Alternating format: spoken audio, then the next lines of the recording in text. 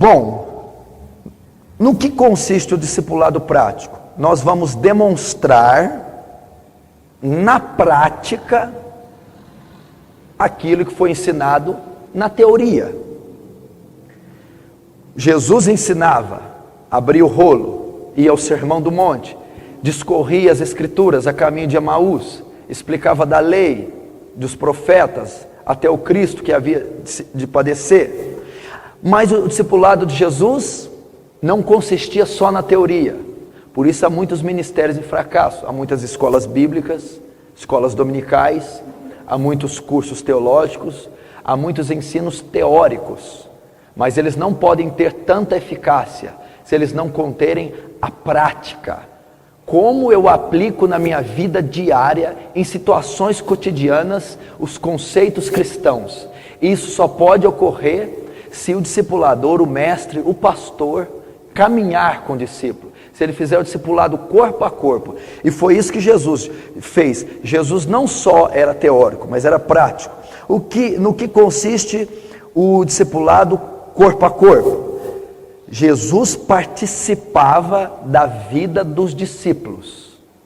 Jesus participava da vida dos discípulos. E Jesus fazia com que os discípulos participassem da sua vida. Por exemplo, muitos cursos que você faz, muitos cursos, odontologia, medicina, ou cursos sociais como autoescola, o curso para habilitação. Você vê que o estudante vai, tanto de medicina como odonto, vai ter centenas de aulas teóricas, centenas. Mas que espécie de médico ele seria se tivesse apenas aulas teóricas? Como que um cirurgião, ele faria a sua primeira cirurgia, colocando em risco a vida de uma pessoa, se ele não tivesse tido aulas práticas? Então eles têm centenas e dezenas de anos de aulas teóricas, mas eles nunca serão bons cirurgiões, nunca serão bons profissionais, se eles não tiverem as aulas práticas. E são nas aulas práticas que eles conseguem lançar, transferir toda a sua teoria. Os estudos vêm por slides, vêm por palestras, cursos de oratória, são excelentes, mas eles jamais produzirão o efeito no aluno, jamais farão dele um excelente profissional, sem a aula prática. Tudo aquilo que foi visto em letras, em papéis, sendo transferido agora para a vida prática, para a situação prática. Então, isso aqui se equivalem, esses cursos se equivalem ao discipulado. Esses cursos, assim como não formam bons profissionais, ou não delegam, não entregam a eles o diploma, sem que eles participem de aulas práticas, e nessas aulas aprendam, sejam conformados àquele ensino, assim também, o discípulo, o membro, o novo convertido, não poderá, o seu discipulado não poderá ter eficácia na formação do discípulo, sem aplicar tudo o que você fez teoricamente na vida dele, na prática diária da sua vida. E é isso que Jesus fez. Jesus, como um ótimo teórico, também foi um excepcional instrutor prático, discipulado corpo a corpo, ele fez com os seus discípulos. Então, o teórico não é suficiente. Muitas igrejas, ministérios, nem teóricos possuem. Não há discipulado, né? As pessoas, elas estão a todo custo tentando sobreviver apenas com os cultos. Apenas com os cultos. Quanto mais uma escola dominical. Agora o discipulado, né, teórico, bíblico, teológico que deve haver, mais o discipulado prático, o discipulador, o mestre, participar da vida cotidiana e aplicar aquele ensinamento na vida do discípulo, isso então nem se fala. A escassez, a dificuldade, e isso é muito difícil encontrar. Então você que está aqui, quer ser um obreiro aprovado, já é um obreiro, Você que está aqui é um pastor, quer ser um pastor. Você que está aqui quer ter discípulos, ou já tem discípulos, e você é um dever seu ganhá-los e formá-los. Você deve saber que o seu ministério não pode consistir só em teoria, e sim na vida prática, para formação. Paulo diz: sofro dores de parto, para Cristo ser gerado em vós, para Cristo ser formado, para vocês crescerem e amadurecerem a imagem moral de Cristo. Nessas dores de parto consistia tudo que Paulo fazia, e é o que nós vamos fazer aqui, mostrar alguns tópicos que Paulo também inseriu no seu ministério. Então, nessas dores de parto inclui o discipulado corpo a corpo, o discipulado, participar da vida dos discípulos e fazê-los participar da sua vida. E Jesus vai trazer para nós, como ele é o modelo dessa aula, assim como foi o modelo da teórica, ele também será o modelo da vida prática. Vamos ver como Jesus participava da vida dos discípulos e como nessa participação ele os discipulava. João capítulo 2, abra comigo lá.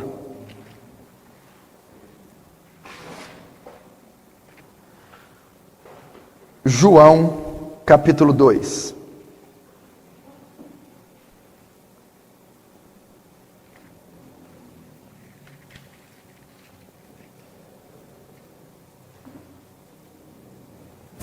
Vamos ver o discipulado prático de Jesus. João 2, versículo 1 diz assim: 3 dias depois, houve um casamento em Caná da Galileia, achando-se ali a mãe de Jesus. Eu estou lendo na revista atualizada, você pode estar lendo na revista corrigida ou em outra tradução. Versículo 2: Jesus foi convidado com os seus discípulos para o casamento. Tendo acabado o vinho, a mãe de Jesus disse-lhes: eles não têm mais vinho. Mas Jesus disse: mulher, que tenho eu contigo? Na Bíblia dos católicos, edições paulinas, essa parte está omitida. Ainda não é chegada a minha hora.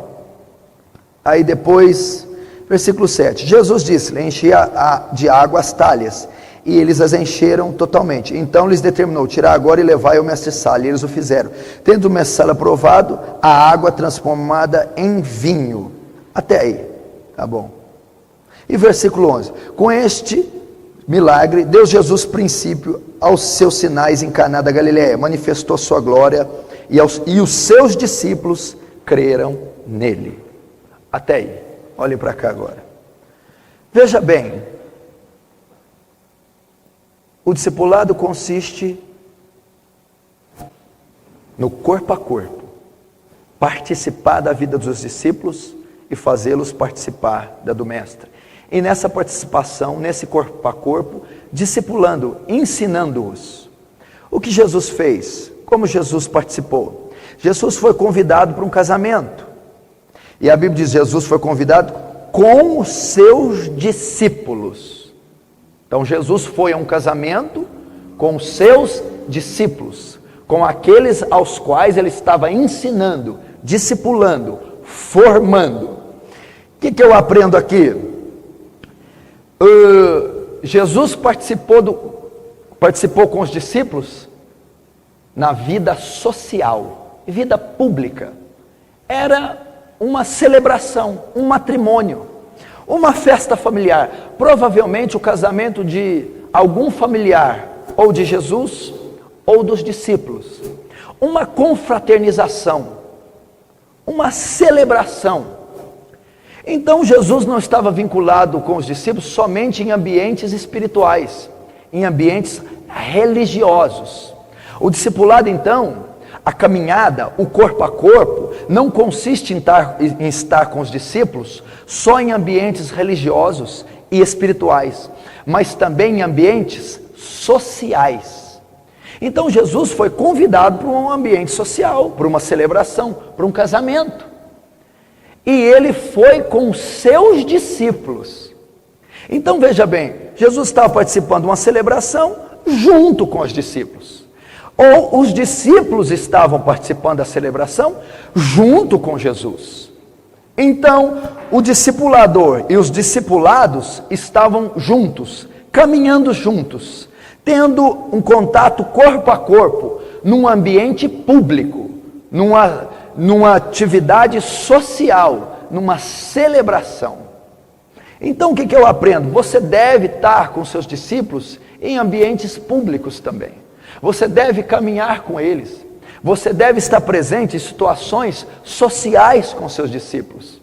Você deve estar presente com eles em ambientes públicos, em celebrações, em ajuntamentos sociais, profissionais, escolares.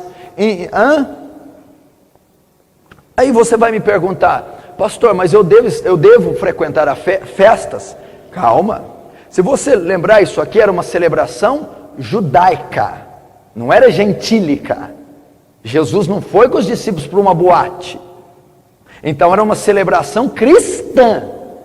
É muito importante você dividir isso. Jesus não estava na festa de Herodes, com Herodias e Salomé e aquela bagunça, e ali ensinando aos discípulos. Era uma celebração cristã.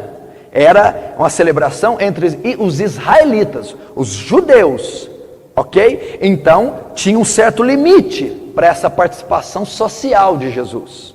Ou seja, estava no aniversário de um irmão da igreja, num casamento de um irmão da igreja. Não estava Jesus numa boate. Não estava Jesus, celebrando. Não estava Jesus no aniversário da filha do José Sarney. Não estava lá. Ele estava numa celebração cristã, porém não era um ambiente religioso. Mas lembre-se, tudo que Jesus faz tem um propósito. Jesus não estava ali só para encher a barriga. E qual o motivo dele estar ali e levar os 12? Poderia estar sozinho, poderia estar só os 12. Não, ele fez questão de ir nesse ambiente público e levar os 12. Porque Jesus está ensinando agora o discipulado na prática, e era necessário ele estar naquele ambiente com os seus discípulos. Para quê? Sabe por que Jesus estava lá e levou eles? Nossa, estamos num ambiente descontraído com Jesus, estamos numa celebração pública, social, estamos no matrimônio, estamos tendo uma descontração. Porque Jesus, na caminhada, no corpo a corpo, estava ensinando primeiro, como um cristão deve se comportar num ambiente público. Como um cristão deve se portar num ambiente social. Então Jesus estava discipulando, ensinando eles qual é a postura que eles devem ter fora da igreja, fora de ambientes religiosos. Como devem se posturar, como devem se vestir, como devem falar, como devem se associar às pessoas. Por isso Jesus foi. Por quê? Todos os olhos da festa seguramente estavam fitos em Jesus. Todo mundo estava olhando aquele homem. Como é que ele anda? Com quem que ele fala? Que jeito que ele se postura? Então ele está ensinando. Ele, como Cristo, é o modelo cristão. E o Cristo estava no ambiente social. Como o Cristo se postura, os cristãos têm que se posturar. Porque muitas vezes o novo convertido que está sendo discipulado não sabe lidar com igreja e extra-igreja, não sabe lidar com espiritual e natural. Ou ele é extremista liberal, ou ele é extremamente radical e legalista. Jesus estava ensinando. Então, na sua caminhada, meu irmão, frequente ambientes públicos, sociais, celebrações com os seus discípulos. E qual o propósito? Apenas ter descontração, conforto? Não, ensiná-los como se devem posturar fora de um ambiente espiritual, como devem se vestir, como devem se pronunciar, como devem se associar, se relacionar com outros cristãos, com ímpios, com pessoas do meio secular. Esse era o propósito de Jesus. E você precisa, olha como é importante. Agora, como isso pode ser ensinado na teoria apenas? Impossível.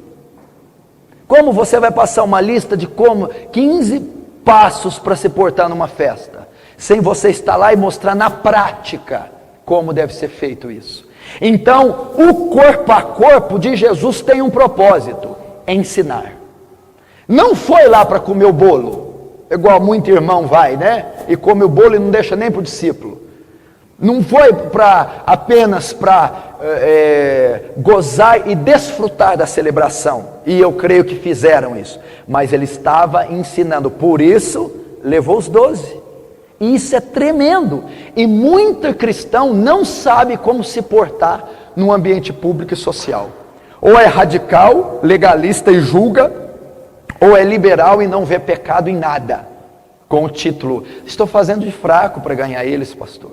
Segundo, o que Jesus estava ensinando? O cuidado com a necessidade alheia, o cuidado com a necessidade dos outros.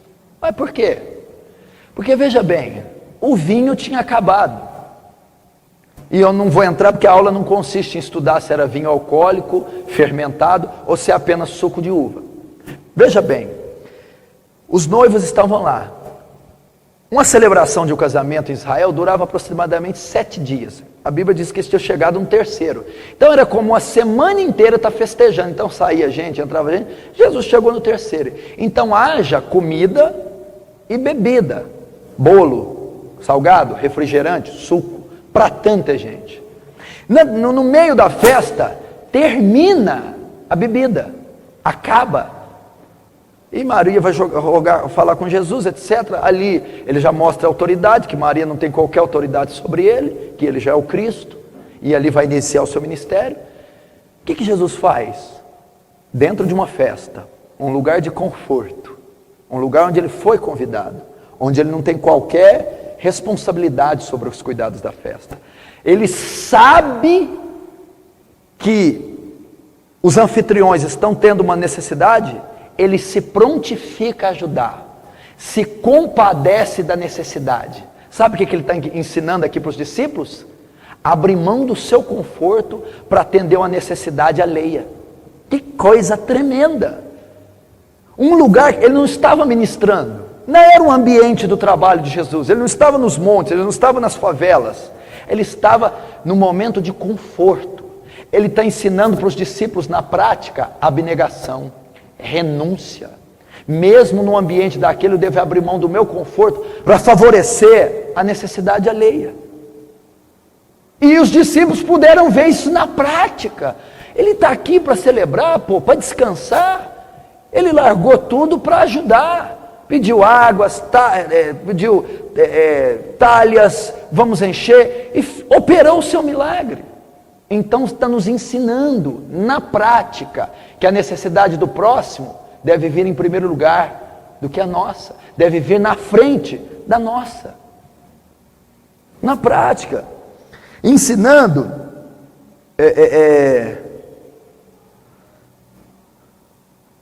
o cuidado que devemos ter com o próximo. Isso é tremendo.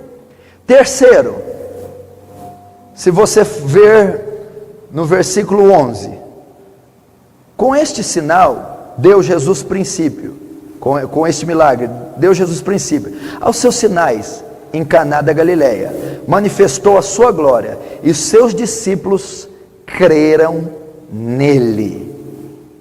Segundo, demonstrou o seu poder, e através de demonstrar o seu poder, os discípulos creram nele. O que significa? Como que Jesus ia arrumar vinho uma hora daquela? Como que ele poderia? Ele não tinha dinheiro para ajudar o homem. Ele não tinha recursos para ajudar. Sabe o que Jesus fez? Exercitou a fé, demonstrou a fé, a dependência dele em Deus e o poder que estava sobre ele, naquela necessidade. Sabe o que é isso? No seu discipulado, para ser eficaz, na caminhada com o cristão, e em situações cotidianas, e quando as adversidades acometerem vocês, você vai ter que demonstrar para o seu discípulo a sua fé. Você vai ter que provar na sua vida que você crê. Você tem que demonstrar para ele que o poder de Deus está sobre a sua vida, e que tudo que você ensina e prega para ele não é balela filosófica. Você vive o que prega. O que Cristo ensinou na Escritura e diz que faz, ele faz na sua vida. Naquela hora, os discípulos creram em Deus, por causa da prática, do discipulado na prática. Ele não tinha ensinado toda a Escritura? E dentro da Escritura não está dito que Deus responde a oração, honra a fé, que faz sinais e maravilhas? Sim, agora Jesus vai mostrar na vida dele que Deus faz exatamente o que disse que faz. E eles foram levados a crer em Deus pelo testemunho de Jesus, pelo discipulado prático. Você não vai levar os seus discípulos a elevarem a fé apenas por teoria. Não vai levar eles crerem, a eles crescerem na dependência e confiança de Deus, se eles não verem na sua vida a demonstração do poder de Deus. Se eles não verem que vocês são homens, mulheres de fé, homens que provam a fé e a fé é respondida. Você discipula, mas não acontece na sua vida. Você ensina, mas não acontece. Não acontece milagres, respostas de orações, o sobrenatural. Não há demonstração poderosa da sua fé diante dos seus discípulos. E eles olham vocês e creem. Né? E eu lembro que eu já fiz muito isso. Por exemplo, o pastor Luiz foi o primeiro discípulo que eu ganhei, é pastor dessa igreja. Quantas vezes eu ia em ajuntamentos sociais com ele? Ia a alguns churrascos, e naquele churrasco, em meio a toda aquela situação confortável, eu estava discipulando ele, ensinando ele no meio daquilo, no meio daquela festividade, ensinando, lançando princípios cristãos nele, no meio dessa celebração. Pergunta para ele se ele lembra, se eu comia, bebia alguma coisa lá. Ele não vai lembrar disso, que eu desfrutava de algum momento daquela celebração. Não, era o meu intuito de estar ali, é ensinar a ele como se posturar, é ensinar a ele princípios cristãos, é ensinar para ele a corrupção do gênero humano, no meio desses churrascos, dessas celebrações, até onde eu sabia que eu podia estar. E foi isso que Jesus fez, ensinou a postura, mostrou cuidado com a necessidade alheia, abrindo mão do seu, e demonstrou a sua fé. Então seus discípulos disseram: meu Deus, como esse homem é caridoso, como esse homem é santo, olha a postura, e como esse homem vive exatamente o que prega. Que demonstração de fé. Então só essa aula em Caná da Galileia foi um discipulado extraordinário, melhor que 10 aulas teóricas. Então caminhe com seu discípulo, ande com ele. Seu discipulado nunca será eficaz, você nunca formará uma espinha dorsal cristã no discípulo, com um discipulado a longa distância, virtual, semanal, mensal, sem participar da sua vida cotidiana. Segundo,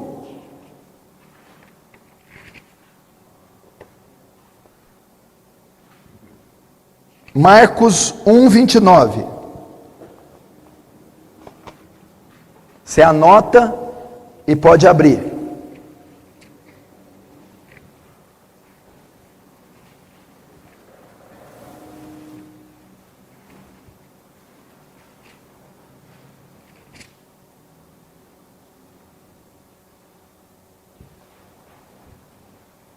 Põe na frente visitas. Marcos 1:29, visitas.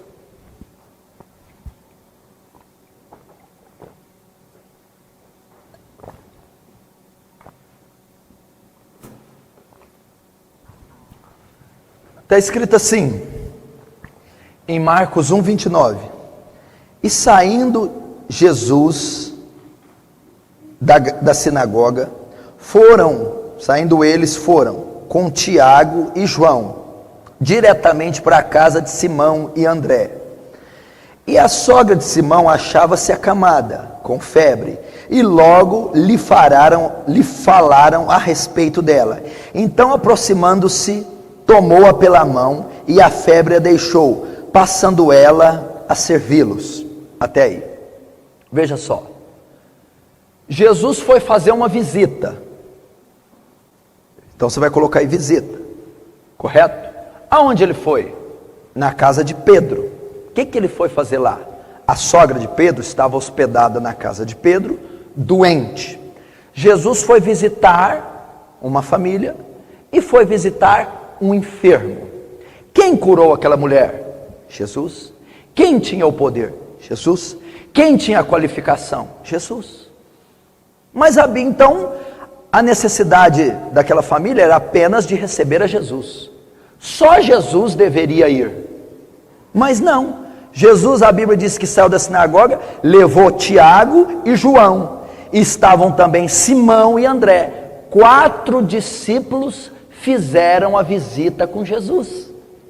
Os discípulos não curaram ninguém. Os discípulos não tinham tanto poder até então. Não havia necessidade deles ir. A visita consistia apenas em Jesus. Mas Jesus levou os 4 para visitar aquela enferma ou aquele enfermo. O que eu aprendo aqui? O discipulado corpo a corpo consiste em fazer visitas, levar os seus discípulos nas visitas que você faz. A Bíblia diz que é dever do obreiro, do pastor, ser hospitaleiro, visitar enfermos, órfãos, viúvas, visitar presidiários, é dever. Então, é habitual isso no seio do ministério cristão, as visitas, visitar famílias carentes, visitar hospitais, centros de recuperação, visitar enfermos, visitar novos convertidos, cultos familiares, ok? E muitas vezes é o obreiro, o pastor, a pessoa capacitada, que é a responsável pela visita, assim como era Jesus. Mas Jesus levou 4 com ele. Por quê? Porque estava os discipulando na prática, no corpo a corpo, ensinando-os como é uma visita, no que consiste uma visita. Então, leve os seus discípulos nas suas visitas. Deixe eles participarem do seu trabalho, do seu ministério. Deixe eles verem como se lida com um visitante, com uma pessoa que se visita. Leve-os em casas de recuperações, leve-os em hospitais, leve-os em cultos familiares, leve-os a participarem de discipulados pessoais, de evangelismos pessoais, evangelismos coletivos, visitas em enfermos, visitas em repartições públicas. Foi isso que Jesus fez. Não havia necessidade dos 4 irem. Jesus tinha a cura e a solução, mas ele levou os 4 para participar da vida deles e para discipulá-los na prática. E a visita serviu para Jesus demonstrar, para Jesus aplicar um grande ensinamento na vida deles. E vamos ver qual foi. Então, saindo, levou com ele 2 e achou mais 4. E a sogra de Simão achava-se acamada, com febre. E logo lhe fará a respeito dela. Então aproximou-se e tomou-a pela mão. Primeiro, tomou-a pela mão. Então, Jesus está ensinando aqui o quê? Qual deve ser o cuidado? Como deve ser o cuidado com o enfermo? E qual o tratamento para com o enfermo? É obrigação de todo cristão visitar e cuidar dos enfermos. Mas como é feito isso na prática? Como se lida com o enfermo? Como vai? Então Jesus entrou na casa e pegou na mão da sogra de Simão, tomou ela pela mão, confortou-a, transmitiu afeto. Você não pode visitar o enfermo com violência. Você não pode visitar o enfermo julgando pelos seus pecados. Você não pode tratar uma pessoa extremamente debilitada com hostilidade. Jesus estava ensinando como deve ser o cuidado com os enfermos. Os discípulos não fizeram nada, apenas olharam, apenas estavam aprendendo. Então primeiro ele chegou, tomou ela pela mão, consolou-a, demonstrou afeto, carinho. Será que todos nós temos coragem de tocar no enfermo quando o visitamos? Jesus tocou nela. Demonstrou, não há parcialidade em mim, não há barreiras, não há reservas entre você e eu por causa da sua enfermidade. Isso é tremendo. Por quê? Ele está visitando uma pessoa debilitada, frágil, carente, doente, que pode estar prestes a uma piora. Então Jesus não vai piorar a situação daquela mulher. Jesus vai a confortar, Jesus vai acalmar, Jesus vai mostrar interesse por ela. Será que chegou lá? O que foi isso aí? Isso aqui, vamos repreender, deve ser algo demoníaco, em nome de Jesus nós repreendemos todo mundo, até mais Pedro. Ou dizer, já levou lá para o médico, Senhor, eu já ouvi falar muito isso aí, se dá muito lá na minha terra, tudo bem, tchau. Não ia ajudar. E muito cristão faz visita assim.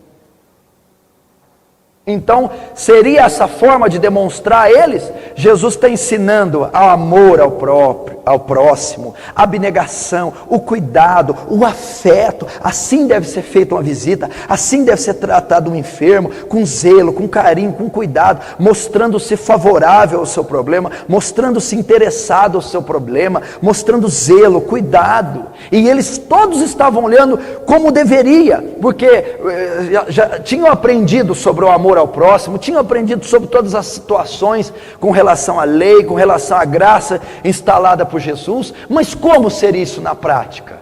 Jesus então, fazendo a visita com eles, os ensinou. Então, quer ter um discipulado eficaz? Os maiores mandamentos estão alicerçados no amor ao próximo. Mostre para os seus discípulos, em visitas, como devem ser tratadas as pessoas, leve-os para visitar. Nesse caso, foi uma visita a um enfermo no seu leito, ou um enfermo no hospital, ou vários enfermos.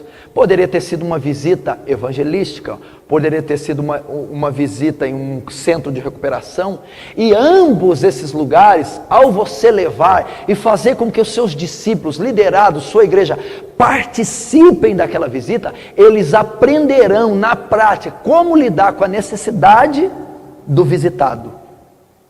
Isso é tremendo. Então faça isso. Isso é tremendo.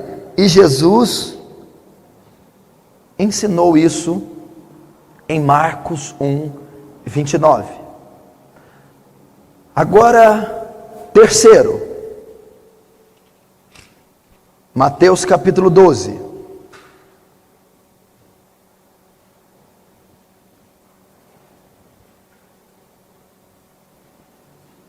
Versículo 1, pode colocar aí na frente. Na seara, no mercado, você pode colocar aí. Jesus estava indo no mercado. Se a seara for grande, devia ser um supermercado, né?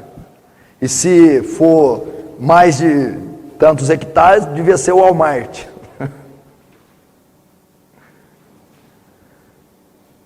Na seara. Mateus 12, versículo 1, vamos ler. Por aquele tempo, em dia de sábado, passou Jesus pelas searas. Ora, estando os seus discípulos com fome, entraram a colher espigas e a comer. Os fariseus, porém, vendo isso, disseram-lhe: eis que os seus discípulos fazem o que não é lícito fazer no dia de sábado. Mas Jesus lhe disse: não leste o que Davi fez quando seus companheiros tiveram fome, quando entrou na casa de Deus e comeram o pão da proposição, que não era lícito comer? Agora o versículo 7, mas se vós soubesses o que significa misericórdia quero e não sacrifício, não tereis condenado inocentes. Até aí. Então veja bem, então a aula está muito gostosa, muito prática, continue desfrutando e abrindo seu entendimento para ela. Então, eu sempre gosto de recapitular, ainda que às vezes exaustivo, mas a repetição é uma maneira de memorização. Então, o discipulado de Jesus não consistia só na teoria, e o discipulado é a formação do novo convertido, formá-lo à imagem de Cristo, amadurecê-lo na fé, tanto para a salvação, para princípios cristãos cotidianos, como para a preparação de um ministério. Então, o discipulado de Jesus consistia na palavra, na intercessão, e agora na aplicação prática, participando da vida dos discípulos, né? E ele participou aonde? Em um evento social, nas bodas de Caná, participou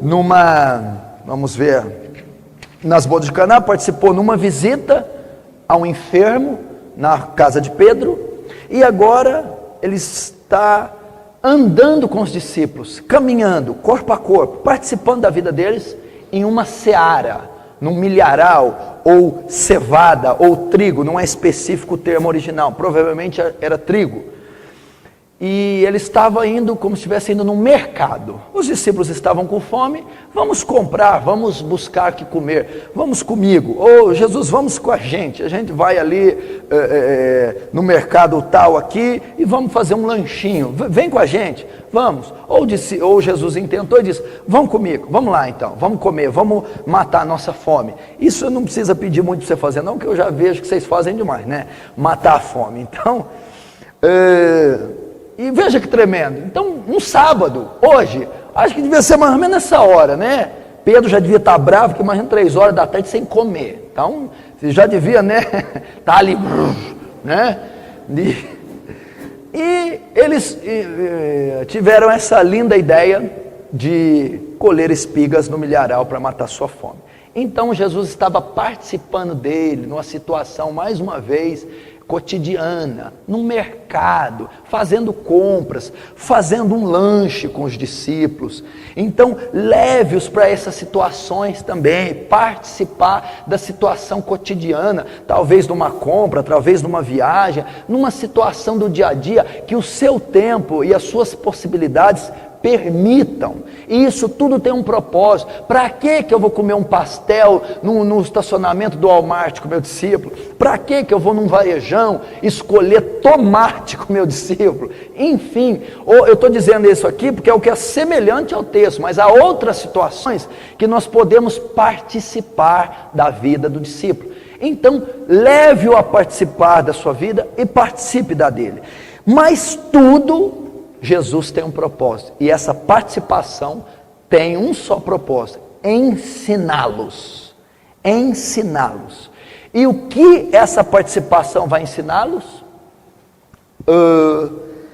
Eles estão numa seara, tranquilos, nem se atentando para nada, colhendo espigas. Os fariseus os repreendem, ou repreendem a Jesus, dizendo: por que você permite que seus discípulos façam algo que não é lícito fazer no sábado? Então todos foram pegos com as espigas na mão. Ai, pegaram-nos com as espigas na mão. Ai, violamos o sábado. Veja bem, Jesus sabia que era sábado. Poderia ter colhido essas espigas na sexta. Poderia ter deixado para outro dia, poderia ter um outro artifício para matar a fome dos discípulos, mas Jesus intencionalmente invade aquela seara no sábado.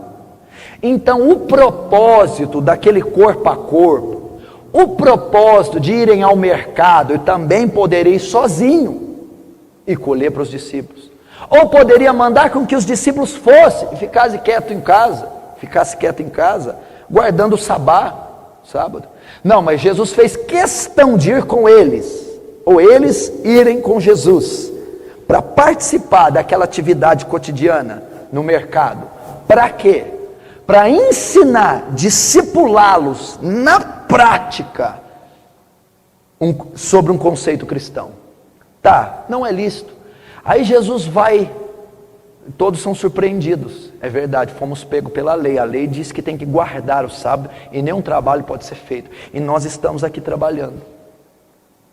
Nós estamos quebrando um princípio da lei. E Davi então vai dizer: não tem de lícito. Quando Davi teve fome, entrou no santuário que não era lícito e comeu os pães da preposição que não era lícito.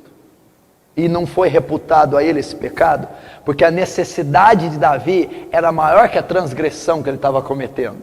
Então ele entrou no santuário, onde não era proibido, só restrito ao sumo sacerdote, e comeu dos pães que também era proibido a ele não poderia comer, mas por causa da necessidade que Davi estava passando, essa transgressão não foi imputada, porque são leis cerimoniais, que não têm tanta importância. Aí Jesus vai terminar sua refutação dizendo: se vocês soubessem o que quer dizer misericórdia quero e não sacrifício, não condenariam os inocentes. Sabe o que Jesus está ensinando aqui para os discípulos? Cuidado com o legalismo. Cuidado com a religiosidade. Cuidado para não serem tradicionais. Jesus está ensinando um lindo princípio na prática para os discípulos. Sabe o que Jesus está ensinando? Não coem um mosquito e engulam um camelo. Porque em Mateus 23, que ele vai proferir a palavra contra os fariseus, ele diz: ai de vós, hipócritas, escribas e fariseus, pois coais um mosquito e engolis um camelo. Ou seja, o que significa coar um mosquito e engolir o camelo? Está coando o mosquito, né, para não beber, para não passar no coador, seja um café, um leite, mas está engolindo um camelo. Ou seja, não está deixando que as coisas pequenas passem, tolices, besteiras, mosquito, leis tradicionais, mas estão engolindo um camelo. Ou seja, vocês lavam a mão para comer, vocês guardam o sábado, está coando mosquito, mas engolem um camelo quando não amam o próximo, quando são adúlteros, quando não se santificam. Ou seja, estão valorizando o menos importante da lei e não valorizando o mais importante da lei. Estão sendo religiosos, mas não estão nascendo de novo. É isso que Jesus está querendo dizer. E esse trecho da onde que é tirado? É de Oséias, capítulo 6. Misericórdia quero e não sacrifício. Por que que esse versículo foi extraído de Oséias? Oséias foi levantar para profetizar para o reino do norte, Israel. E Israel se corrompeu, está servindo a outros deuses e a Baal. E Deus chama eles a voltarem de todas as suas atrocidades. E chamando eles a voltarem. E eles tiveram certa vitória sobre os exércitos inimigos. Mas depois de anos de declínio espiritual, de idolatria, de corrupção, e com o convite de Deus a voltar, através de Oséias ele escreve: misericórdia quero e sacrifício. Deus estava dizendo: Israel, não pense que com sacrifícios vocês vão me conquistar. Não pense que fossem sacrifícios de carneiros, de bois, de cordeiros que deram a vocês vitória. Misericórdia quero e não sacrifício. Não quero milhares, toneladas de sacrifícios humanos. Sacrifício, mas eu quero misericórdia, que o coração de vocês voltem para mim, que vocês se convertam de verdade, que vocês se santifiquem ao seu Deus. É isso que Oséias estava dizendo: misericórdia quero, não quero a volta de vocês baseada em aliança de vocês, baseada em ritualismo, em sacrifícios animais. Eu quero sim um coração convertido, quebrantado a mim. E é o que Jesus está ensinando aqui. Ele está ensinando para os discípulos: eu estou formando vocês. Vocês, por ter a mente de Adão, têm uma tendência religiosa, a cumprir ritos, liturgias, dias, usos e costumes, cabelos e saias. Jesus está ensinando a não valorizar a religiosidade para os discípulos. Então ele está querendo dizer: que importância tem comer na sexta e no sábado? Não foi o homem feito para o sábado e o sábado para o homem. Ele está querendo dizer isso. Ele está dizendo: não valorize o que não tem valor. Cuidado com o legalismo. Temos mania. Então está ensinando o discípulo. O que é isso? Está se fazendo mais santo que o outro só porque jejuou mais? Deus não vai olhar a quantidade do seu jejum, e sim a intenção do seu coração. O discípulo está aprendendo que ele não pode ser legalista. O que é isso? Só porque você usa uma roupa mais comprida, você se julga mais aceita por Deus do que a outra? Está errado. Porque Deus não vai olhar, Ele considera sim uma pessoa que se veste bem, mas não é o fundamental. Ele considera primeiro como está a posição do coração. Olha aí, como que o discípulo vai ensinar, como que o discipulador vai ensinar o discípulo não ser legalista, não valorizar usos e costumes, práticas. É isso que Jesus está ensinando. Que tremendo! Aonde que ele ensinou isso? No supermercado, na venda, na quitanda, no varejão. Quarto agora, João capítulo 6.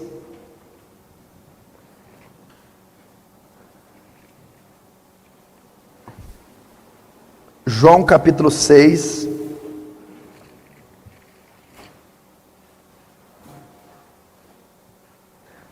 Versículo 16 e 17. Coloca aí, viagem. Uma viagem. João 6.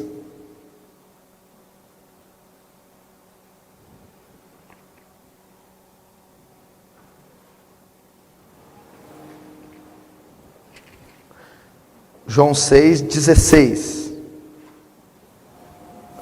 E você coloca aí, viagem.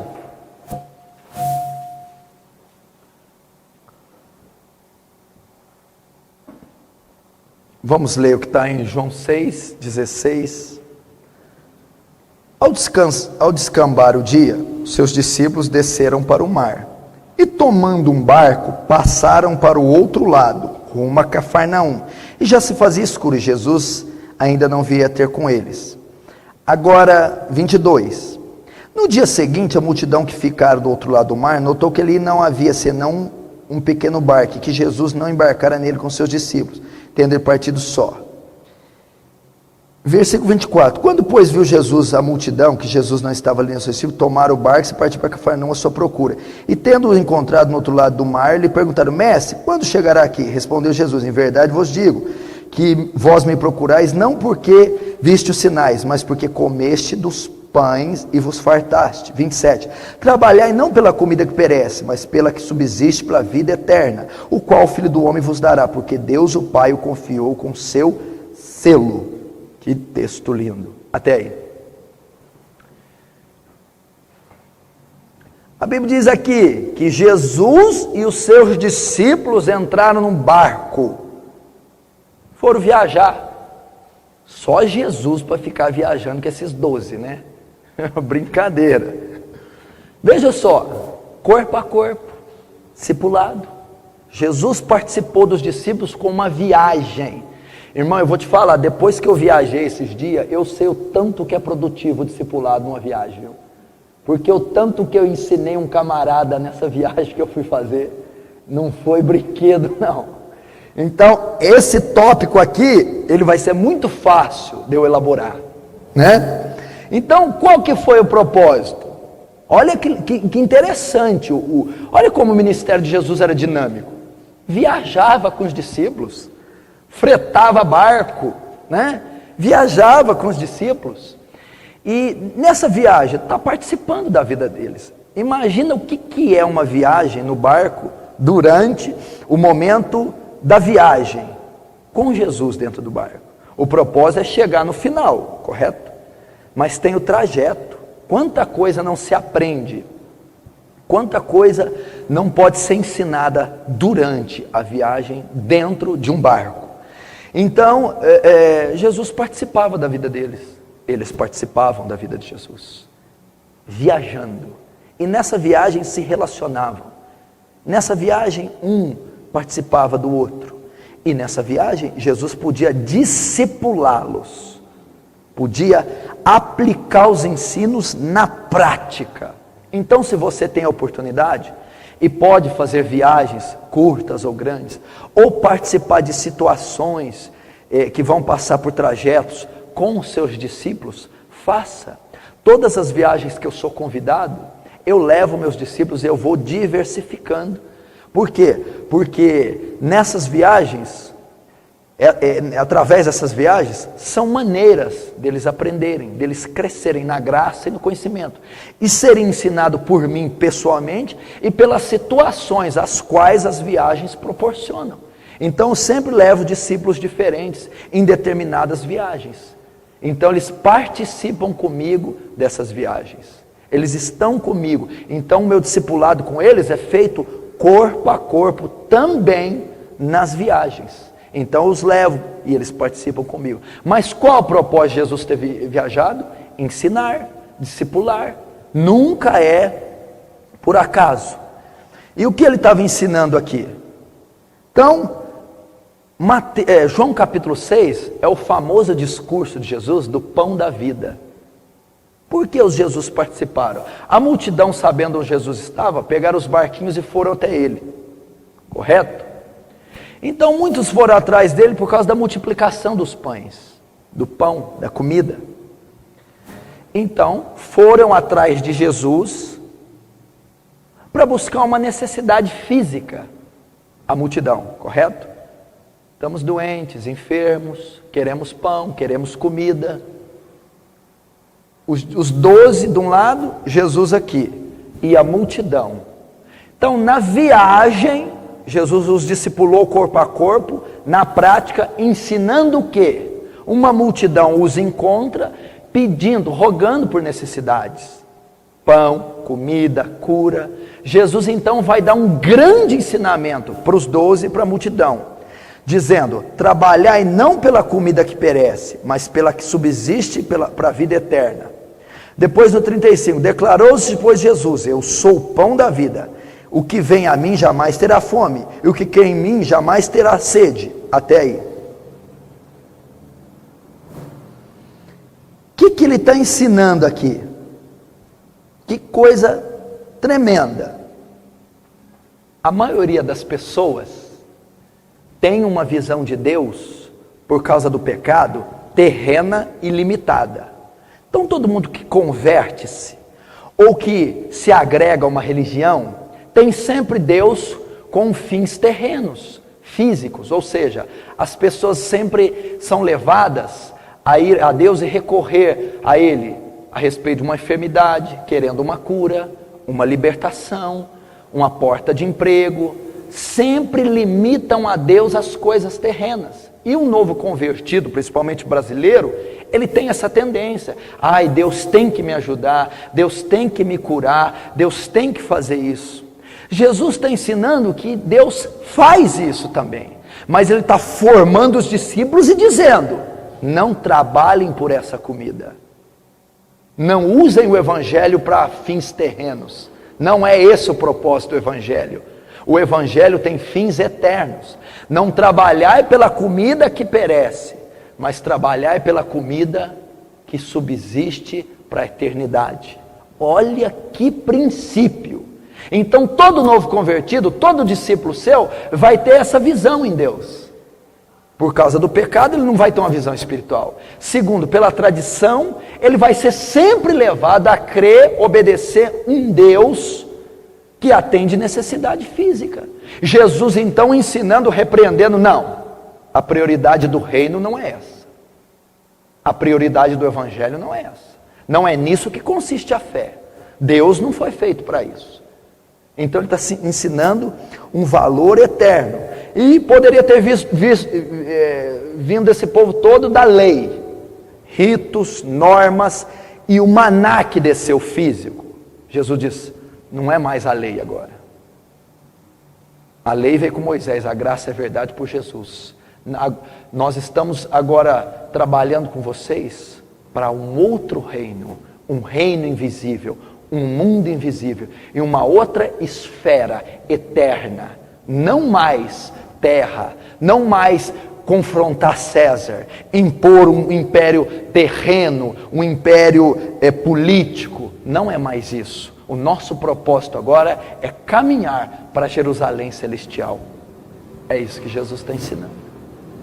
Então isso tirou qualquer possibilidade dos discípulos de ficar sonhando com uma reforma em Israel. O Messias vai derrotar César, o Messias vai implantar o seu governo, vamos restaurar um novo templo, vamos dominar a terra novamente, como na época de Josué, do rei Davi, e vamos ter benefícios físicos e terrenos. Muita gente acha que a religião tem esse propósito, que o cristianismo tem esse propósito. Então Jesus está ensinando: não, trabalhai não pela comida que perece, mas pela vida eterna. E isso, numa viagem, você pode ensinar isso para o seu discípulo, que ele não deve ter esperança que o Evangelho dê a ele qualquer satisfação nessa terra, e sim a vida eterna. Como que ele fez isso? Corpo a corpo, lado a lado, com os discípulos. Bom, continuando, o corpo a corpo. E nessa caminhada vai ter outros aspectos que devem envolver o discipulado prático. Outros aspectos que vão envolver o discipulado prático e dar a você, discipulador, pastor, conselheiro, resultado no seu ministério. E coloque aí, e o primeiro deles é intimidade. Coloque intimidade e coloca João 13, do 23 ao 25.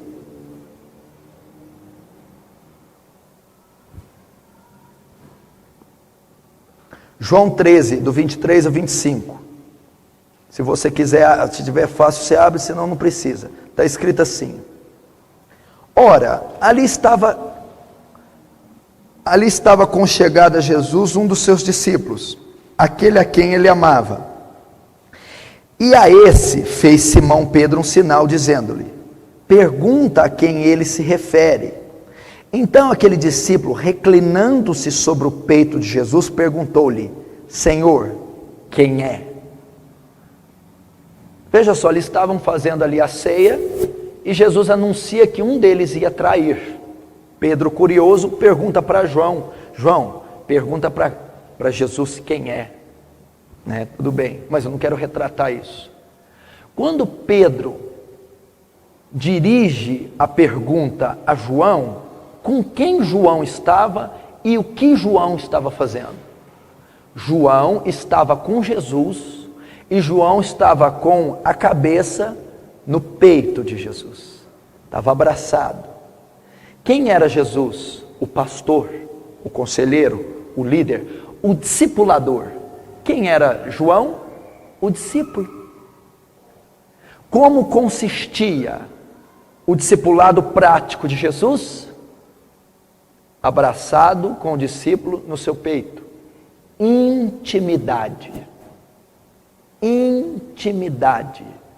Se você quer ter um discipulado eficaz, ele não pode ser superficial. Tem que haver intimidade com o seu discípulo. É muito importante. Como Jesus iria formá-los? Como Jesus ia formar os 12 apóstolos, as 12 colunas do templo, os 12 grandes mártires, que iam haver 11, na verdade, porque um os deixou e João foi de morte natural. Como aplicar todo o conceito bíblico cristão e formar o caráter moral de Deus numa pessoa sem intimidade? Você não consegue. Então ele tinha intimidade. E o discipulado corpo a corpo consiste em ter intimidade. Esse discipulado profissional, prático, não funciona. Não estamos lidando com matéria, nem com números ou cifras.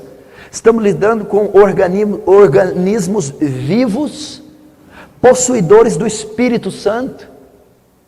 Temos que ter uma relação íntima. E Jesus tinha com seus discípulos, e mais propriamente com João, que era o discípulo a quem ele amava. Intimidade. Todos os meus discípulos, a maioria, possui intimidade comigo. Eu tenho profunda intimidade. É outra marca do resultado, muitas vezes, do discipulado que eu colho. Intimidade. Os meus discípulos, as pessoas que eu discipulo, cuido, eu sei tudo a respeito delas. Elas me contam toda a sua vida, todas as suas intimidades. E isso não foi pressionado ou imposto. Eu conquistei essa intimidade com o meu relacionamento, a minha confiança transmitida. Eu conquistei essa intimidade. Então todos os meus discípulos, eu tenho liberdade de abordar áreas íntimas da sua vida. Eles não têm dificuldade de confessar falhas e até alguns pecados a mim, e isso não é pressionado, isso é feito com concordância da parte deles. Intimidade. E através dessa intimidade que eles têm comigo e eu tenho com eles, eu tenho uma facilidade de imprimir sobre eles os conceitos cristãos e formá-los à estatura de Cristo. Por quê? Porque através dessa intimidade eu posso explorar áreas neles que estavam ocultas, áreas que não foram trabalhadas, áreas de exímia importância, e a intimidade leva a isso. A intimidade é fruto de confiança.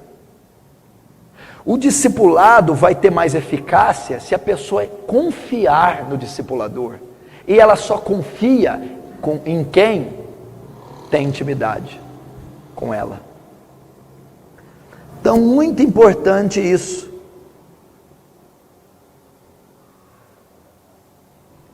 Intimidade.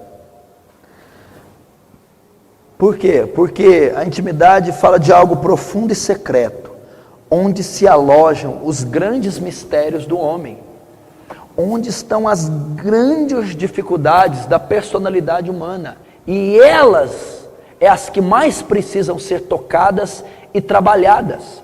Isso o Espírito Santo faz, a palavra de Deus faz, a soberania de Deus faz, e também o pastor e discipulador deve fazer. E só se faz quem tem intimidade com os discípulos. O que eu quero aprender com esse tópico que Jesus está nos mostrando? E era um modelo, ele tinha profunda intimidade com João, que um discipulado superficial não terá efeito. Não adianta essas visitas esporádicas, conversas esporádicas e meios superficiais, conversas burocráticas e profissionais. Você não vai atingir a profundidade que o discipulado precisa. Pastor, eu não tenho intimidade com meus discípulos ou com tais discípulos. Conquiste-os, trabalhe até que você tenha. E o discipulado corpo a corpo, prático de Jesus, consistia em ter intimidade com os discípulos. Segundo, oração. João capítulo 18.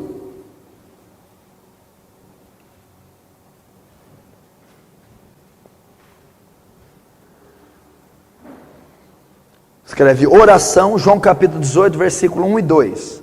Está escrito assim: tendo Jesus dito essas palavras, saiu juntamente com seus discípulos para o outro lado do ribeiro Cedron, onde havia um jardim, e aí entrou com eles.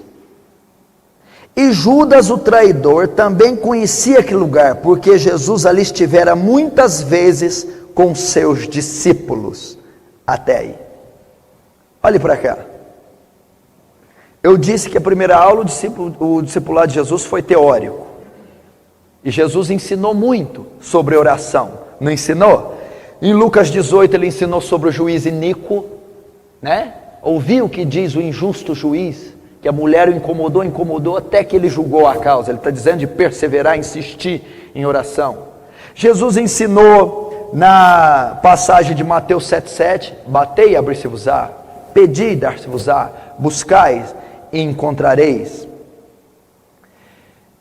Ensinou bastante, e nessa passagem de Mateus 7 é sobre a perseverança, a insistência também na oração. Então ele ensinou muito. Em João 17 a oração sacerdotal, ensinou várias vezes. Mateus 17 a transfiguração, certo? Só que aqui em João 18, Jesus também ensinou a oração na prática. Como? Jesus orava com os seus discípulos, levava os discípulos para orar. Você notou aqui que coisa tremenda no versículo 2? Judas, o traidor, também conhecia aquele lugar, porque Jesus estivera ali muitas vezes com seus discípulos. Muitas vezes aonde? no monte onde Jesus orava. Muitas vezes ele estava ali orando. Muitas vezes estava ali orando com os seus discípulos. Jesus caminhava, discipulava corpo a corpo os discípulos. O discipulado prático participava da vida deles e fazia com que eles participassem da dele. E no que mais consistia o discipulado prático? Orar com os discípulos. Leve seus discípulos para orar com você. Você ensinou muito a eles sobre a oração? Deus deu a eles textos sobre a oração? Deu a eles biografias sobre homens de oração? Pois agora chegou a hora de você ensiná-los a orar com a sua vida de oração. Chegou a hora de você ensiná-los a orar com o seu exemplo de oração. Leve-os para orar com você. Deixe eles ver o quanto você ora, como você ora.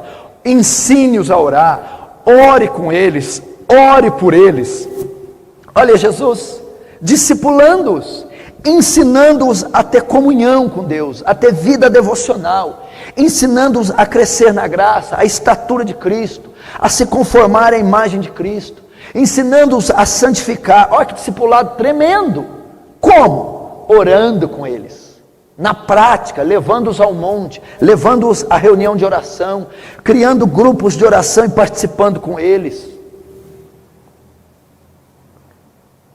Ore com os seus discípulos. Pastor, ore com a sua igreja. Obreiros, ore com os seus liderados. Discipuladores, ore com os seus discípulos. Leve-os a orar.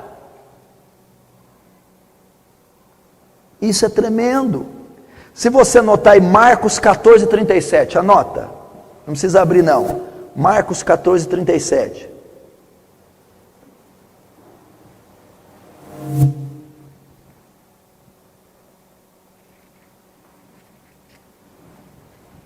O que ele fala aí? Ele está no Getsemane. E ele deixa 3 ali do lado com ele, dos seus discípulos. Aí ele está orando e volta, e pega eles dormindo. O que ele fala? Pedro, Cefas, Quefas, não pudeste vigiar ou velar comigo, nem ao menos 1 hora? Sabe o que ele está ensinando aqui? Aumentem o tempo de oração, discípulos. Orem ao menos 1 hora. Orem mais. Então está lá orando. Eu já orei 1 hora. Vocês não conseguiram orar nem 1 hora? Então, primeiro, ensinava-os a orar. Teorias, textos bíblicos, biografias e grandes livros. Segundo, praticava a oração com eles. Levava-os para orar. Orava junto com eles. Terceiro, ensinava-os, insistia, estimulava-os a orar mais tempo. Quando vai lá e pega, mas nem 1 hora, pelo menos 1 hora atinjam. Orem pelo menos 1 hora. Orem mais do que já oram. Orem mais do que estão habituados. Aumentem o nível de oração. Está ensinando. Olha que discipulado tremendo. Então, o texto diz: estava muitas vezes ali com seus discípulos. Então ele ia periodicamente, regularmente se isolava com os discípulos para orar. Então o discipulado dele consistia na prática. E isso é tremendo. E você pode anotar Mateus 17 só, no Monte da Transfiguração. Levou Tiago e João e Pedro. Mateus 17. O que ele foi fazer lá? Ter comunhão com Deus, orar, buscar, e levou 3 discípulos, corpo a corpo, prática. O discipulado tem que consistir nisso.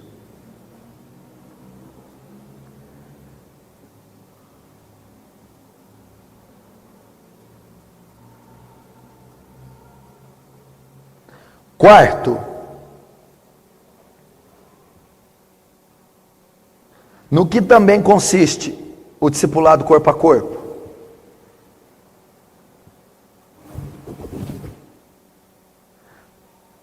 Você vai ter que prover recursos para os seus discípulos. Mateus 17.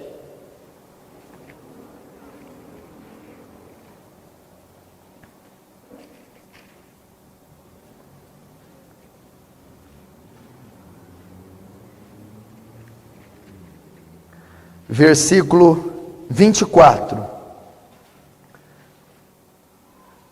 Então você coloca aí, prover recursos para os discípulos. Mateus 17, 24.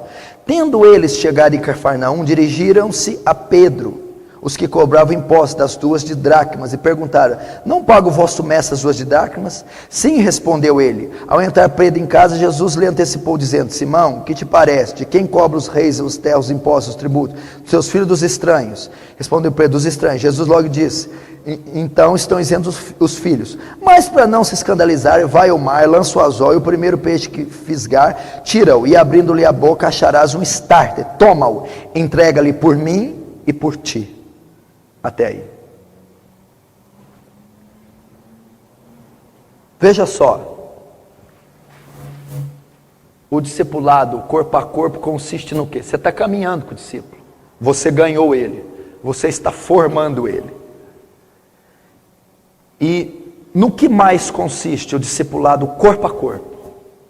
Muitas vezes, você vai ter que prover recursos para os seus discípulos, para Cristo ser formado neles, para eles crescerem espiritualmente, porque eles não terão. E muitas vezes, o recurso financeiro, a falta dele, é uma barreira, é um empecilho para a conversão de uma pessoa, para o crescimento e para a formação dela. Muitas pessoas têm dificuldade de locomoção, de assistir a um culto, têm dificuldade de ter acesso a material bíblico e teológico, e tudo isso é um impedimento para a formação e o discipulado dela. E você vai ter que prover.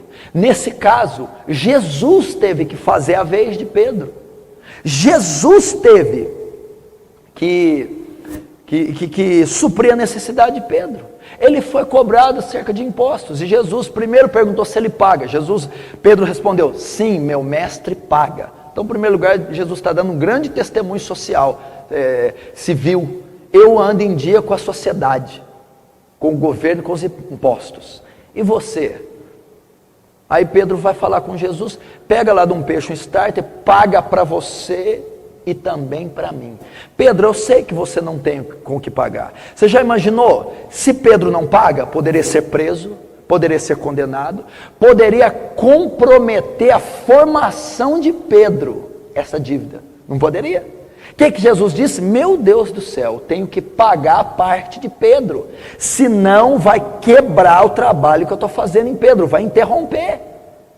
Então Jesus, para salvar o discipulado, para salvar a preparação de Pedro, teve que prover recurso para Pedro. Muitas das vezes, para você formar uma pessoa, você vai ter que carregá-la um tempo, você vai ter que gastar dinheiro e investir em material bíblico para ela, evangelístico, vai ter que investir no transporte dela, no apacentamento, e até muitas vezes prover alimentos para elas.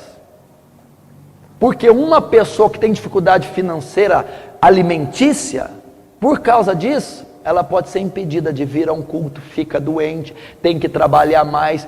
Tudo isso interrompe o processo da formação e do discipulado. E muitas vezes o discipulador vai ter que tirar do próprio bolso. E eu, a semelhança dessa situação, quero usar meu testemunho, sempre fiz isso, todo o meu ministério, em todos esses anos. Eu vi situações semelhantes às quais na formação, o ganho, o discipulado e o evangelismo de tais discípulos, naqueles momentos da vida deles, foi importantíssima a provisão financeira. Sem essa, poderia ter prejudicado a formação deles. E isso é tremendo. Você precisa cultivar, aprender a fazer isso. E semelhantemente eu fazia isso. E muitos dos que estão aqui já foram vítimas, dessa provisão. E quando estavam no início da sua conversão e tiveram dificuldades, não que todos, a maioria das pessoas que a gente lida, elas não possuem recursos.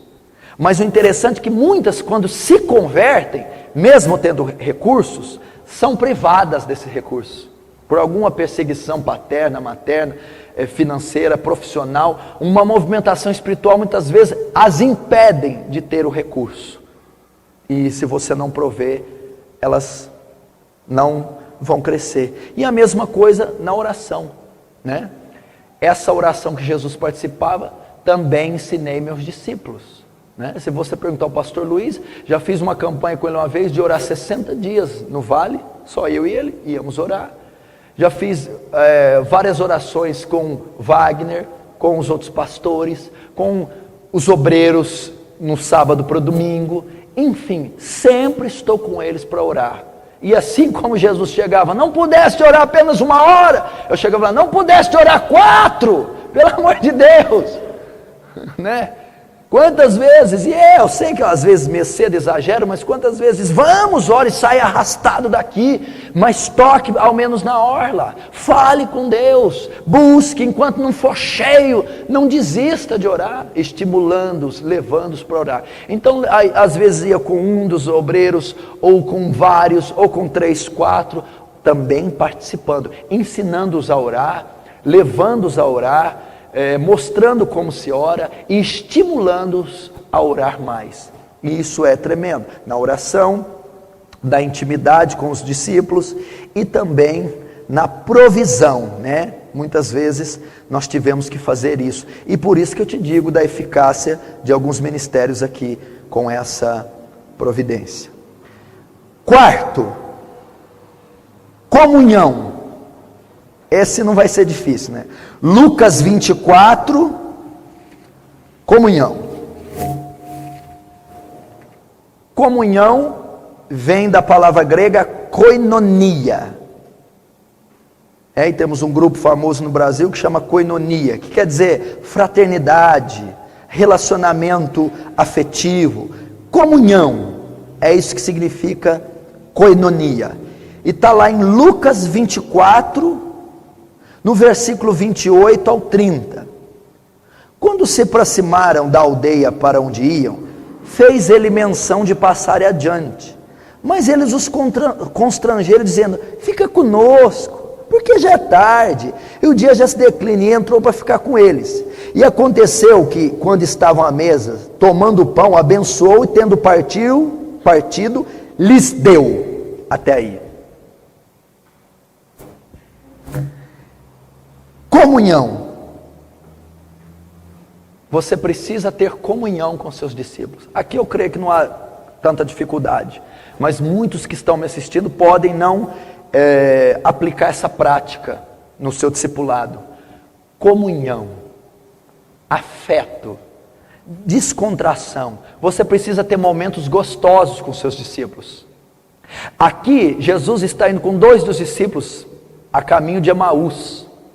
E quando chegam na aldeia, Jesus faz que vai indo embora. Aí eles: não, fica conosco, vamos ter uma comunhão, fica com a gente, vamos comer um pão, vamos jantar juntos, vamos conversar coisas gostosas, vamos falar um pouco da sua vida, da nossa vida, dos acontecimentos de Jerusalém, vem cá comer conosco, beber um bom suco de uva, comer um pão, vamos aqui servir para você uma carne, vamos ter uma comunhão. Tenha comunhão com seus discípulos, promovam comunhão, tenham momentos gostosos. Para que serve a comunhão? Para estreitar relacionamentos, para firmar laços, para conquistar confiança. Discipulado não é mecânico, robótico. Discipulado não é patrão e empregado, não é profissional. Tem que ser afetivo, é baseado em laços, é baseado em afeto, confiança, amor. Esse discípulo amado de João encostava o peito, a cabeça no peito do mestre, porque confiava, porque amava, porque tinha afeto, porque tinha comunhões gostosas com Cristo. Faça comunhão com seus discípulos, né? E eles fizeram isso, o constrangeram: fica com a gente, vamos ter um pouco de comunhão. Come aqui com a gente, participa. Então, eles fizeram uma mesa e serviram, e Jesus comeu com eles, conversou, arrazoou, comentou situações físicas, espirituais, profissionais, do advento do Calvário, enfim, a comunhão. Então, desenvolva um relacionamento. Sabe, às vezes, o seu discipulado está inserido, ele imprime apenas responsabilidades, pressões, apenas cargas e fardos. Ninguém suporta isso. Então deve haver momentos de descontração, momentos onde você vai participar de uma ceia, quando eu digo ceia, de um jantar com os discípulos, que você vai compartilhar da sua vida cotidiana, vai sorrir, vai chorar, vai ter um delicioso momento afetivo com eles. E para que é isso? Tem um propósito, como eu já disse: firmar laços, renovar alianças, estreitar relacionamentos, conquistar confiança, intimidade, ter um momento de descontração, mostrar o seu outro lado, porque às vezes o discípulo só acha que você faz isso, né? Quem conhece o pastor só ali, né? Muita gente julga, não, ele bate demais, ele é agressivo, para que tudo isso? Mas no momento da comunhão você vai ver que não é bem isso, é pior. Estou brincando. Você vai ver que não é bem isso. Você vai ver que tem o outro lado do discípulo, o outro lado do discipulador, o lado afetivo, carinhoso, bondoso, brincalhão, né? E é por isso que devemos ter comunhão. Vamos ver mais João 12:1. Coloca aí, João 12:1.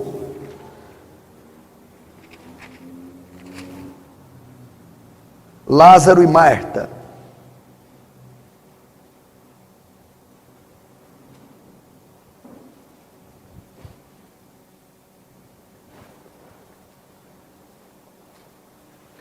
Seis dias antes da Páscoa, foi Jesus para Betânia, onde estava Lázaro, a quem ele ressuscitara dentre os mortos. Deram-lhe, pois, ali uma ceia. Marta servia, sendo Lázaro um dos que estavam com ele à mesa. Até aí. Então estava lá. Foi Jesus para Betânia, a casa de Lázaro, a quem ele ressuscitara dos mortos. Deram, pois, ali uma ceia, algumas traduções em jantar. Marta servia Lázaro. O que aconteceu aqui? Aqui não está, nesse momento aqui, Jesus não está participando de um rito religioso, de um culto, de absolutamente nada. Jesus está jantando na casa de Marta. Jantando. E eles eram 2 discípulos, Marta e Lázaro, de Jesus. O que Jesus estava fazendo lá naquela hora? Não era culto, Jesus, você só prega. Não era milagre, não, você não faz outra coisa. Jesus, faço. Eu estou tendo koinonia, comunhão. Estou jantando com os meus discípulos. Estou me descontraindo com eles. Estou arrazoando com eles. Estou me divertindo com eles. Estou os conquistando e eles estão me conquistando. Comunhão. O discipulado deve ter comunhão. Desenvolva a comunhão. Último, quinto, para o tempo não nos surpreender. Caráter. Mateus 26. Caráter.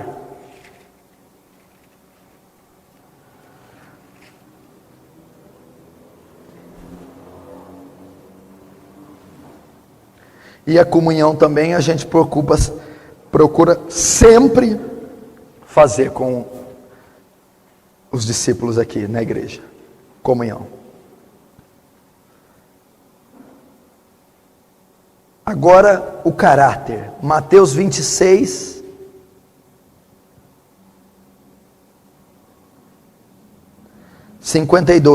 Diz assim: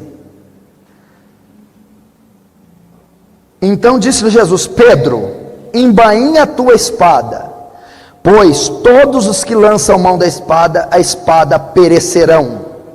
Até aí.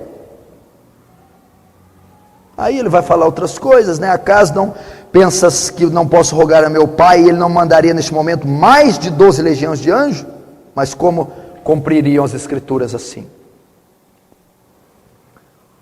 Então, quinto, discipulado de Jesus consistia no corpo a corpo, discipulado prático. Jesus participava da vida cotidiana dos discípulos e assim ensinava na prática o que ensinou na teoria. Aplicava na prática os conceitos cristãos na formação, no discipulado dos discípulos.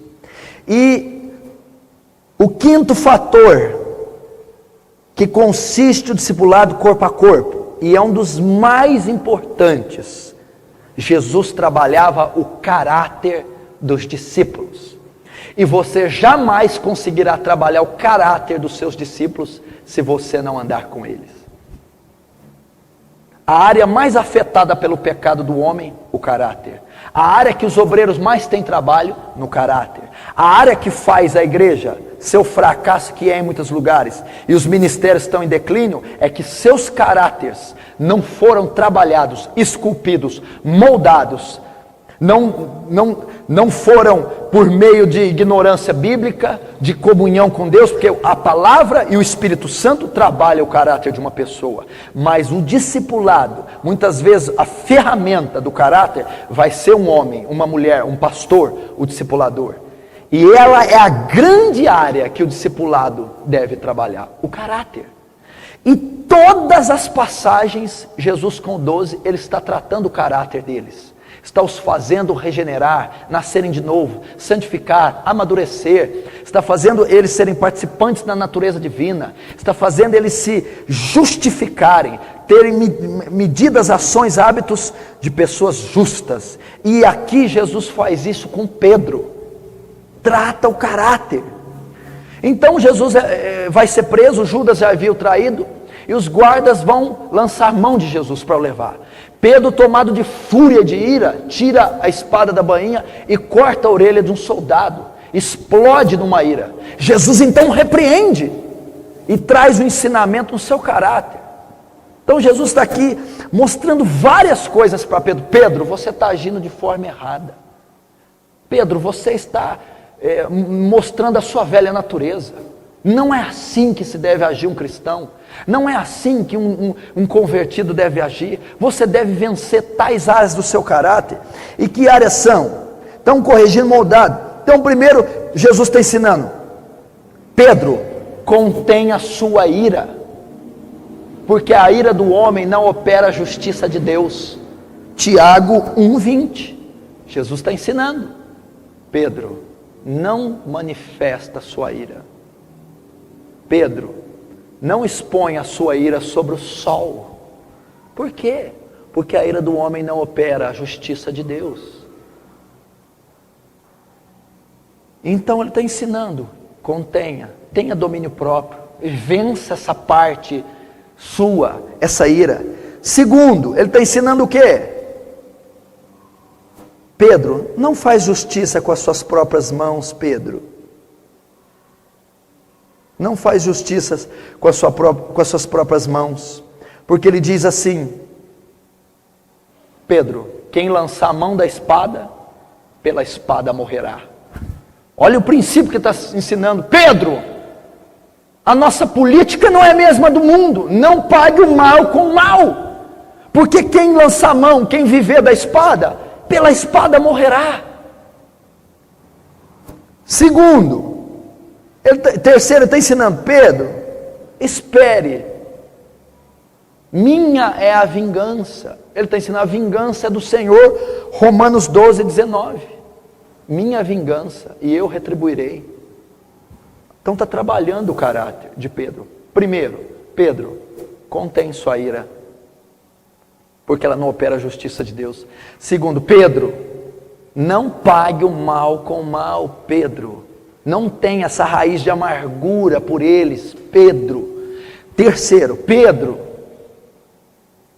a vingança é do Senhor.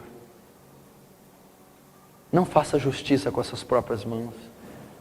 Não busque, Pedro, ter razões. Não é a hora para isso. Está trabalhando o caráter dele. O que mais que Deus está trabalhando? Pedro, olha a sua postura. Olha a sua postura, Pedro. Descontrolado, iracundo. Está trabalhando a postura. Contém, Pedro. Então nós devemos fazer isso com os nossos discípulos. Nós devemos olhar as posturas. Que postura é essa diante daquela situação? Por que você tratou assim aquela pessoa ontem? Trabalhe o caráter. Como você está tratando a tua mãe? Não é dessa maneira não. Trabalhe o caráter, participando da vida. Eu vi aquele dia que você fez com o seu dinheiro. Não é assim que usa o dinheiro, não. Que desonestidade é essa? Trabalhe o caráter. Como você respondeu para aquela pessoa? Que falta de educação. Trabalhe o caráter. Ele está falando. Primeiro, Pedro, olha aí a sua ira. Você vai fazer isso com seus discípulos. Pedro, não é esse o princípio cristão. Você quer pagar o mal com o mal? Pedro, guarda o coração. Pedro, que amargura que é essa? Está trabalhando o caráter. Depois, Pedro, olha a sua postura. Isso é a postura de cristão, Pedro? Está ensinando, Pedro, nós cristãos temos que ter uma conduta diferente, uma postura diferente, temos que ser pacificadores, temos que ser pessoas mansas. Está trabalhando o caráter de Pedro. O que mais? Pedro, você está descontrolado emocionalmente. Pedro, você é desequilibrado.